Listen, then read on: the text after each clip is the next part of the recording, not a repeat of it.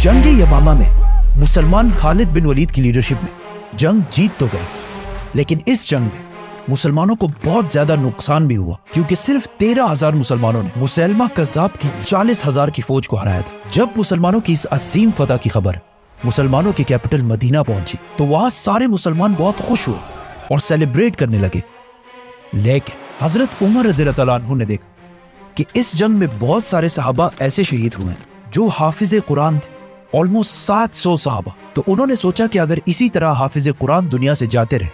या शहीद होते रहे तो ऐसा ना हो कि एक दिन मुसलमान कुरान के सीक्वेंस के बारे में इख्तिलाफ में पढ़कर डिवाइड हो जाए और यहूदियों और क्रिश्चियंस की तरह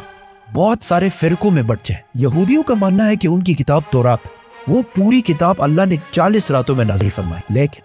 कुरान तौरात की तरह एक रात में नहीं बल्कि 23 साल तक थोड़े थोड़े हिस्सों में नाजिल होता रहा। रसूलुल्लाह सल्लल्लाहु अलैहि वसल्लम को यहूदियों और क्रिश्चियंस की आसमानी किताबों तौरात और इंजील के चेंज होने का अच्छी तरह पता था, तो उन्होंने शुरू से ही कुरान की हिफाजत के लिए एक स्ट्रिक्ट सिस्टम बनाया। कुरान का सबसे पहले नाजिल होने वाला लफ्ज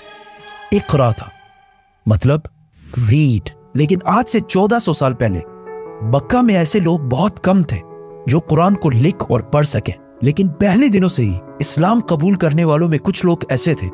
जिन्हें पढ़ना लिखना आता था। तो रसूलुल्लाह सल्लल्लाहु अलैहि वसल्लम ने उनमें से कुछ ट्रस्टेड सहाबा को कुरान लिखने के लिए सेलेक्ट किया। जब भी आप सल्लल्लाहु अलैहि वसल्लम पर कुरान की कोई आयत नाजिल होती तो वो सबसे पहले उन स्क्राइब्स, मतलब पढ़े लिखे मुसलमानों को बुलाते और उनके सामने कुरान की आयत पढ़कर सुनाते और उन्हें ये भी बताते कि किस आयत को कौन सी सूरत में लिखना है और किस आयत के बाद लिखना है, जिसे ये सारे स्क्राइब्स बहुत केयरफुली लिख देते, जिसके बाद दोबारा ये स्क्राइब्स उन आयत को आप सल्लल्लाहु अलैहि वसल्लम को पढ़कर सुनाते और अगर उसमें कोई गलती हो तो आप सल्लल्लाहु अलैहि वसल्लम उसे दूर कर देते और इस तरह 2-3 बार रिवाइज करने के बाद ही कुरान बाकी मुसलमानों तक पहुंचाया जाता। कुरान लिखने और पढ़ने वाले तो बहुत कम थे, जिसकी वजह से बाकी सहाबा ने कुरान को सुनने के साथ साथ इसे ज़बानी याद करना भी शुरू किया। मक्का में बहुत सालों तक कुरान इसी तरह लिखवाया गया, लेकिन मदीना हिजरत के बाद आप सल्लल्लाहु अलैहि वसल्लम ने मस्जिद नबवी के अंदर कुरान लिखवाने का एक प्रॉपर सिस्टम बनाया। मदीना की लिटरेसी रेट,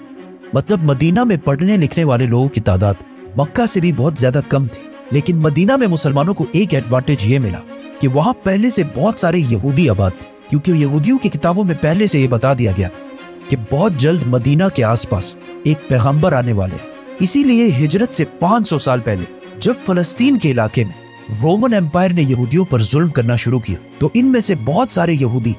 फलस्तीन को छोड़कर अरब की तरफ आए और स्पेशली मदीना और इसके आसपास आबाद हुए और अपने उस पैगंबर का इंतजार करने लगे। यहूदियों की आसमानी किताब तौरात एक किताब होने की वजह से उनमें एजुकेशन की अहमियत अरबों के मुकाबले बहुत ज्यादा थी, जिससे मदीना के लोगों ने अब तक कोई फायदा नहीं उठाया। लेकिन जैसे ही रसूलुल्लाह सल्लल्लाहु अलैहि वसल्लम मदीना हिजरत करके आए तो उन्होंने यहूदियों के एजुकेशन सिस्टम से मुसलमानों को भी फायदा पहुंचाने की कोशिश की और बहुत सारे यंग और टैलेंटेड मुसलमानों को बचपन से ही यहूदियों के स्कूल्स भेजा ताकि वो उनसे पढ़ना लिखना और दुनिया की बाकी नॉलेज हासिल कर सके। इन यंग सहाबा का काम ये था कि वो कोई बिजनेस ना करे, सिर्फ और सिर्फ तालीम हासिल करें। ये ऐसा है कि आज जिस तरह स्टूडेंट्स को पढ़ने के लिए स्कॉलरशिप्स दी जाती हैं, जो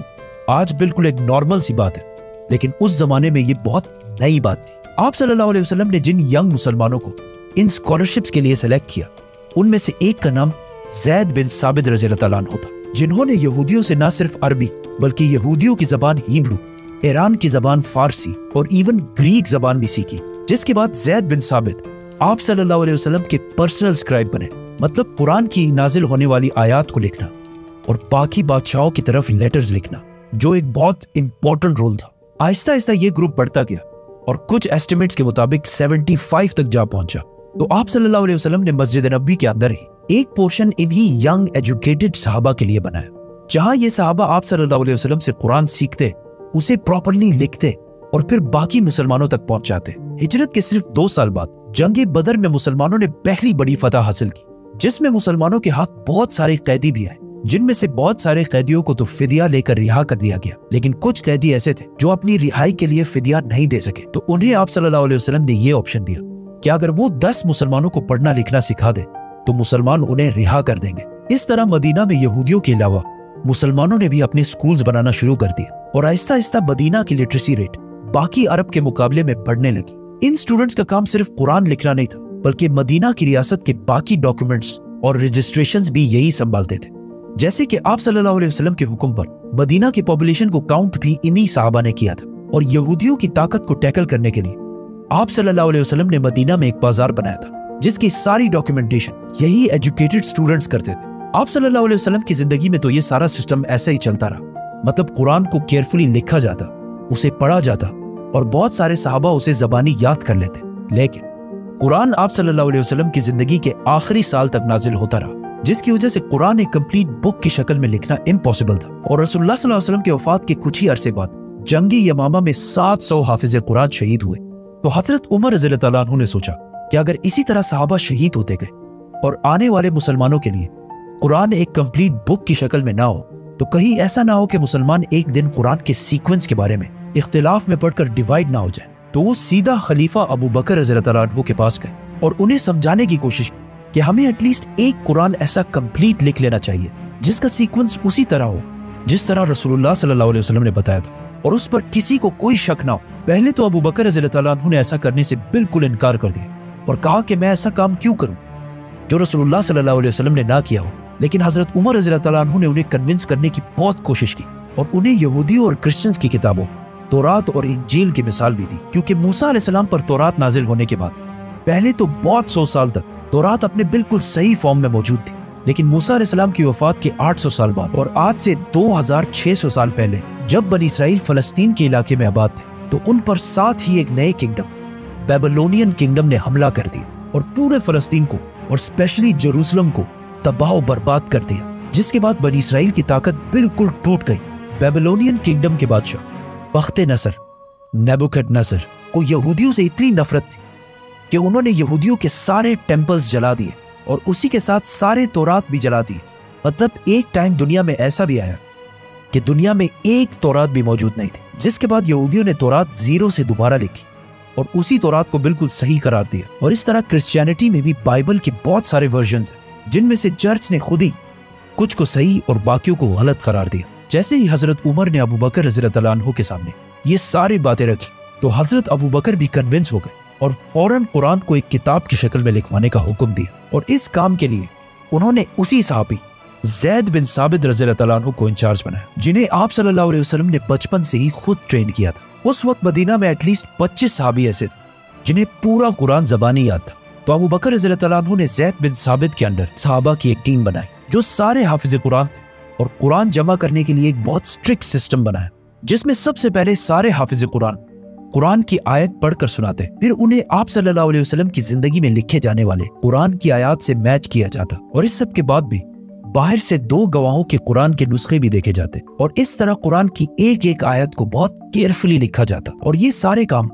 मस्जिद नबवी में सारे मुसलमानों के सामने किए जाते ताकि किसी मुसलमान को भी कोई शक व शुबा ना हो। और इस तरह आखिर सारा कुरान प्रॉपर सीक्वेंस के साथ पहली बार एक कंप्लीट बुक की शक्ल में लिख लिया गया। ये कुरान कंप्लीट होने के बाद मदीना के किसी सहाबी को भी इस कुरान पर एतराज नहीं था। अबू बकर, उमर और अली रज़ियल्लाहु ताला अन्हु सारे इस कुरान के सीक्वेंस पर राजी थे। इस कुरान के कंप्लीट होते ही इसे अबू बकर रज़ियल्लाहु ताला अन्हु के हवाले कर दिया गया, जिसके बाद अगर किसी भी मुसलमान को कुरान के बारे में कुछ जानना होता तो वो आकर इसी कुरान से उसे वेरीफाई कर लेता था। पहले खलीफा अबू बकर रज़ियल्लाहु ताला अन्हु की वफात के बाद ये कुरान दूसरे खलीफा हजरत उमर रज़ियल्लाहु ताला अन्हु के कंट्रोल में आया, और हजरत उमर रज़ियल्लाहु ताला अन्हु के बाद ये उनकी बेटी और आप सल्लल्लाहु अलैहि वसल्लम की जोजा हजरत हफ्सा के पास चला गया। कुरान की सारी आयत एक सीक्वेंस में इस कुरान में जमा करने के बाद लोग दूर दूर से अपने कुरान को इस कुरान से वेरीफाई करने के लिए आने लगे, और बहुत सालों तक ये ऐसे ही चलता रहा। लेकिन हजरत उस्मान रज़ियल्लाहु ताला अन्हु के दौर में जब मुसलमान पूरे अरब को फतह कर चुके थे और इवन रोमन और पर्शियन एम्पायर को भी फतह कर चुके थे, और अब एक तरफ अफगानिस्तान और दूसरी तरफ अल्जीरिया को फतह करने में बिजी थे, जिसको हम पूरा एक्सप्लेन करेंगे तो सब्सक्राइब। तो इस इतनी बड़ी एम्पायर की आर्मी में से एक फौज रशिया के बॉर्डर्स के पास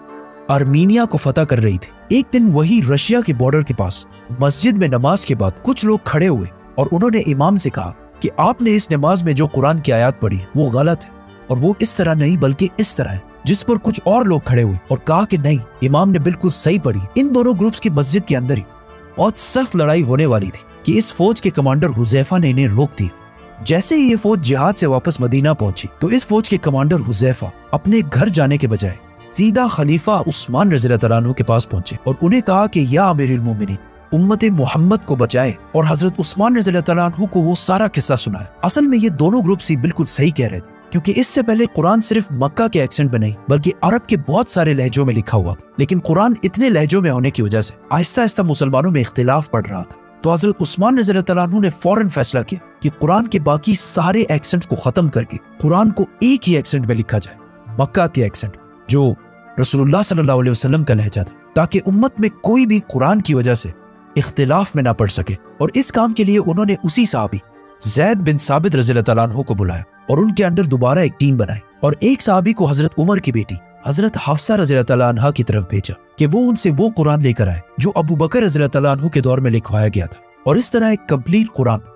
मक्का के एक्सेंट में लिखवा लिया गया। ये कुरान कंप्लीट करने के बाद मदीना में और पूरे एम्पायर में ऐलान कर दिया गया कि जिसके पास भी कुरान के नुस्खे मौजूद हैं वो उन सारों को गवर्नमेंट के पास जमा कराए। और फिर इन सारे कुरानों को जो अरबी के डिफरेंट एक्सेंट्स में लिखे हुए थे और जिसकी वजह से मुसलमानों में इख्तिलाफ बढ़ रहा था, उन सारों को हजरत उस्मान रज़ी अल्लाह तआला अन्हु ने जमा किया और उम्मत के अंदर इस इख्तिलाफ को हमेशा के लिए खत्म करने के लिए उन सारे डिफरेंट एक्सेंट्स वाले कुरानों को